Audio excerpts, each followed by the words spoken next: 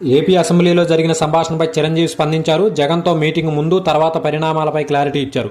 టికెట్ల రేట్లు పెంపుపై ఏపీతో చర్చలు జరపాలని అప్పట్లో నిర్మాతలు ఫిలిం ఛాంబర్ ప్రతినిధులు తనను కోరినట్లు వివరించారు. వాళ్ల సూచనల ప్రకారం పేర్ని నానితో మాట్లాడి జగన్ అపాయింట్మెంట్ కోరామన్నారు. తన చొరవ వలన ఏపీలో టికెట్ల రేట్లు పెంపునకు ప్రభుత్వం ఓకే చెప్పిందని వివరించారు. చిరంజీవి విడుదల చేసిన పత్రికా ప్రకటనను ఇప్పుడు మనం చదువుదాం.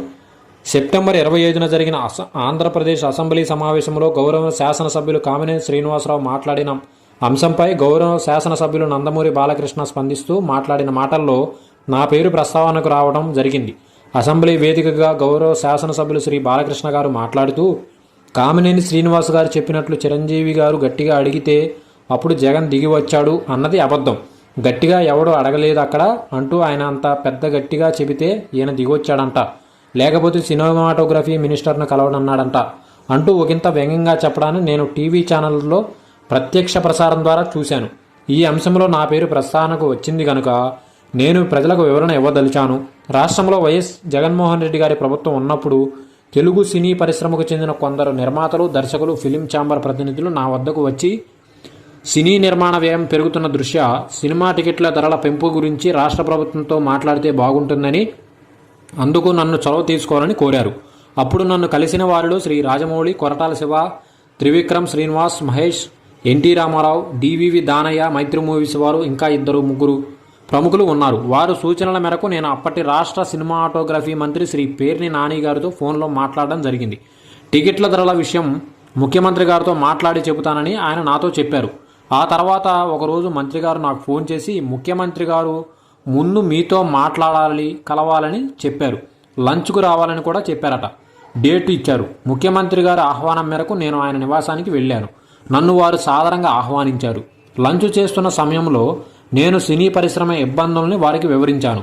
ఇండస్ట్రీకి మీకు మధ్య గ్యాప్ ఉందని అందరూ అనుకుంటున్నారని, సమయం ఇస్తే అందరం కలిసి కూడా వస్తామని తెలిపాను. కొన్ని రోజుల తర్వాత మంత్రి పేర్ని నాని గారు నాకు ఫోన్ చేసి కోవిడ్ 2వ దశ కొనసాగుతున్నందున 5 మాత్రమే వస్తే బాగుంటుందని చెప్పారు. నేను ఇప్పుడు ఒక 10 మందిని వస్తామని చెబితే సరే అని కూడా వాళ్ళు అన్నారు. డేట్ కూడా ఫిక్స్ చేశారు. అప్పుడు నేను బాలకృష్ణ గారికి ఫోన్ ద్వారా సంప్రదించడానికి ప్రయత్నించాను. ఆయన అందుబాటులోకి రాలేదు. జమినీ కిరణ్ గారిని వెళ్ళి బాలకృష్ణ గారిని కలవమని కూడా చెప్పాను. ఆయన 3 సార్లు ప్రయత్నించినా బాలకృష్ణ గారిని కలవలేకపోయారు. దాంతో నేను ఒక ఫ్లైట్ ఏర్పాటు చేసి ఆర్ నారాయణమూర్తి గారితో కలిసి సహా మరికొంతమందిని వెళ్ళి ముఖ్యమంత్రి గారిని కలిశాము. ఆ సమయంలో నేను ముఖ్యమంత్రి గారితో సినీ పరిశ్రమ ఎదుర్కొంటున్న ఇబ్బందులను వివరించాను. సినీ పరిశ్రమకు ప్రభుత్వ సహకారం అందించాలని కోరాను. అందుకు అక్కడున్న వారంతా సాక్ష్యమే. నేను ఆ రకమైన చొరవ తీసుకోవడం వల్లనే ఇప్పుడు ప్రభుత్వం సినిమా టికెట్ల ధరల పెంపుదలకు అంగీకరించింది. ఆ నిర్ణయం సినీ పరిశ్రమకు ఎంతో కొంత మేలు చేసింది.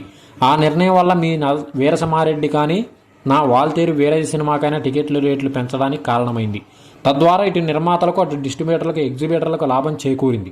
నేను రాష్ట్ర ముఖ్యమంత్రితోనైనా సామాన్యుడితోనైనా నా సహజ సిద్ధమైన ధోరణిలోనే గౌరవం ఇచ్చిపుచ్చుకునే విధానంలో మాట్లాడతాను. నేను ప్రస్తుతం ఇండియాలో లేను కనుక పత్రికా ప్రకటన ద్వారా జరిగిన వాస్తవాన్ని అందరికీ తెలియచేస్తున్నానంటూ ప్రకటనను రిలీజ్ చేయడం జరిగింది. అయితే దీంట్లో చిరంజీవి గారు వెళ్ళి జగన్ గారిని బతిమిలాడారు అన్న కోణంలో ఇది కన్వే అయింది కనుక చిరంజీవి గారు హట్ అయ్యి ఈ పత్రికా ప్రకటన విడుదల చేశారని టాక్. ఈ వీడియో మీకు నచ్చినట్లయితే please like, share and subscribe.